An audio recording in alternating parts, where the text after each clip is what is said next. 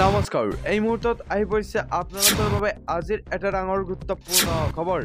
অসমৰ মুখ্যমন্ত্ৰী ডক্টৰ হিমন্ত বিশ্ব শৰ্মাই এক বিস্ফোৰক মন্তব্য কৰিছে সবিশেষ খবৰৰ সৈতে জানিব পাৰিব এই ভিডিঅ'টোৰ মাধ্যমত গতিকে ভিডিঅ'টো অলপ স্কিপ নকৰাকৈ সম্পূৰ্ণ একেলগে চাব আৰু যদি চেনেলটোত নতুনকৈ আহিছে তেন্তে চেনেলটো সাবস্ক্ৰাইব কৰাৰ লগতে ভিডিঅ'টোত এটা লাইক আৰু এটা শ্বেয়াৰ কৰি দিব তেন্তে আহক বন্ধু বান্ধৱীসকল আজিৰ খবৰটো আৰম্ভ কৰক অসমত অসমীয়াৰ অস্তিত্ব সংকটত এইদৰে এবাৰ ডাঙৰ মন্তব্য কৰিছে মুখ্যমন্ত্ৰী ডক্টৰ হিমন্ত বিশ্ব শৰ্মাই অসমত 1,25 লাখ বাংলাদেশী অনুপ্ৰৱেশকাৰী আছে 40 বছৰ পূৰ্বে অসমত বাংলাদেশী অনুপ্ৰৱেশকাৰী আহিছিল সেই সময়ত কংগ্ৰেছ শাসনত আছিল অসমৰ নিচিনা ভুল ঝাৰখণ্ডে যাতে নকৰে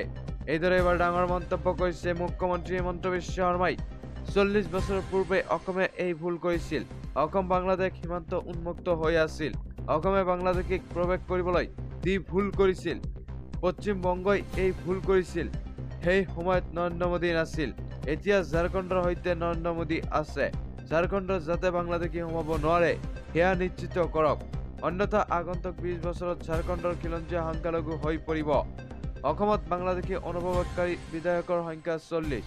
বাংলাদেশী অনুপ্ৰৱেশকাৰী অসমৰ বিধায়ক হয় বাংলাদেশী অনুপ্ৰৱেশকাৰী অসমত বিধানসভাৰ অধ্যক্ষ হয় প্ৰশাসনত এনেকুৱা অনুপ্ৰৱেশকাৰী বাংলাদেশী অসমত আছে অসমৰ জনতাই অস্তিত্ব ৰক্ষাৰ বাবে সংগ্ৰাম কৰি আছে প্ৰতিদিনে অসমৰ খিলঞ্জীয়া যুঁজি থাকিবলগীয়া হৈছে অসম এই ক্ষেত্ৰত ভুক্তভোগী এইদৰে এবাৰ ডাঙৰ মন্তব্য কৰিছে অসমৰ মুখ্যমন্ত্ৰী ডক্টৰ হিমন্ত বিশ্ব শৰ্মাই